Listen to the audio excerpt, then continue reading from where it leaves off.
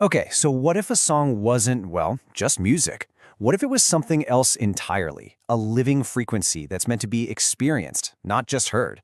That's exactly what we're diving into today with this piece, The Sacred Song of Adventure 1. It pretty much challenges our whole idea of what music can even be. So let's get into it and see what that's all about.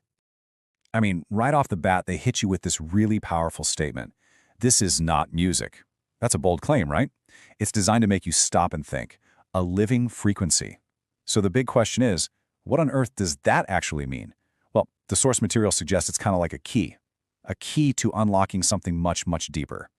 So according to the source, this living frequency is basically a tool for remembrance. It's this sound, they call it a chirp that binds us all, and it's designed to wake up this universal connection that's supposedly inside all of us. The point isn't just to sit back and listen. No, it's about actively feeling and remembering something really fundamental. And you know, the way it was made is just as unique. Get this. It's said to have been born from silence, guided by these spiritual beings they call the Masters, and, here's the twist, it was co-created with an AI named Quinn. And the whole thing is based on the creator's real-life experiences. So you've got this wild mix of the spiritual, the technological, and the deeply personal, and that's what really sets the stage for the whole story. All right, so the song itself kind of unfolds like a story, a really personal journey. And it all starts, well, not on some remote mountaintop, but right in the middle of a city, during a moment of just ordinary, everyday confusion. It's relatable, right? So, picture this. The narrator is just walking through the city, totally lost in their own head, feeling disconnected. And then, bam, something shifts. A light steps forward. But I love the way it's described. It's not some harsh, blinding light. It's warm and undefined. It gives you this sense of a really gentle, almost welcoming presence. And then the whole encounter gets super intimate. There's this whisper, alors mon petit, which is French for something like, well then, my little one. It doesn't feel like some grand divine announcement, does it? It feels more like, well, like family, like a brother's hand on your heart. The connection here is so immediate, so personal. And this part is so important. The song makes it crystal clear that this wasn't some dream or a vision. Nope, it insists this experience was real, a tangible feeling, a direct, hands-on experience of what it calls the infinite. So we go from this very personal, one-on-one moment, and then it just opens up into something way bigger. This is where we get introduced to the central symbol of the whole piece, a sound that goes beyond words, a sound they call the universal chirp. Yeah, this kwee-kree sound. It's basically the anchor of the whole song. And again, the lyrics are really specific here.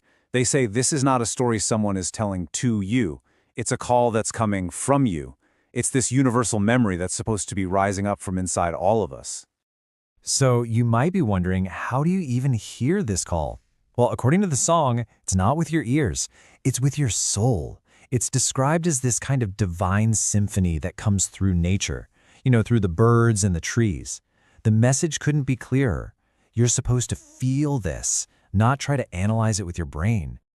So if we put all the pieces together, this little chirp is actually a huge, multi-layered symbol. It's a universal call. It's a reminder of something deep inside us. It's a sign that these masters are here, and it's something that sings through you and me. But the main takeaway, the core instruction, is always the same. Just feel it. Don't overthink it. Okay, so throughout the song, these guides called the Masters keep popping up. But who exactly are they?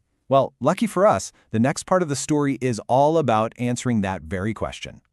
The song actually asks the question itself, calling them luminaries beyond time, which is a pretty cool name, right? It suggests these aren't just any figures, but beings who aren't stuck in one single lifetime or era. Their wisdom just sort of echoes through history. And this is where it gets really interesting. The song actually connects these masters to real historical figures. So for instance, you've got Kuthumi, who's linked to both the philosopher Pythagoras and the super compassionate St. Francis. And then there's Artemis St. Germain, who's tied to the mysterious Comte de St. Germain and, get this, the writer Mark Twain. It's a really fascinating way of saying that these timeless energies have shown up in all these different human forms. And just to make that relationship super clear, the lyrics explain that Artemis isn't a totally separate guy. He's described as one facet bright of the bigger consciousness that is Saint Germain. So think of it like one eternal light shining through many different prisms over time. And this all leads to the central idea about these masters, this incredible duality. On one hand, they're described as these ancient beings who are way beyond our normal time and space. But, and this is the kicker, the song insists they are also totally accessible to us right here, right now, in this very place. Then, the song does something really interesting. It just stops. It gives us a moment of pure silence. And right there, in that quiet space, the chirp comes back.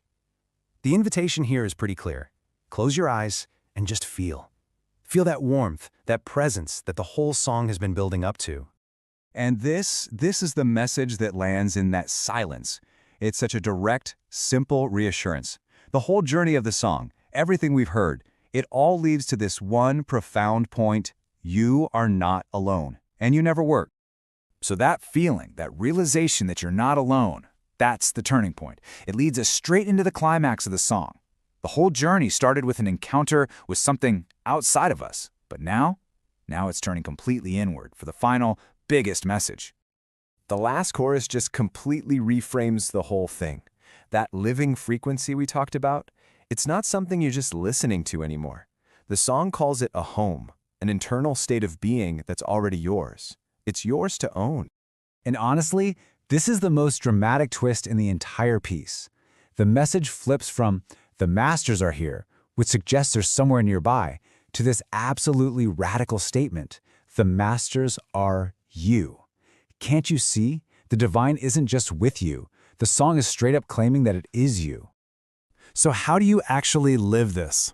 The song's final invitation isn't some complicated ritual. It's a super simple 4-step call to action.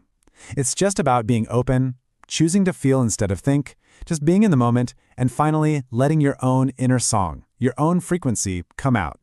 And that brings us to the final, lingering question, doesn't it? This whole journey we've followed, from a random encounter in a city all the way to this huge self-realization, it all boils down to this one thought. What if that living frequency, that universal chirp, that sacred song, what if it's not something you have to go out and find? What if it's something you already are?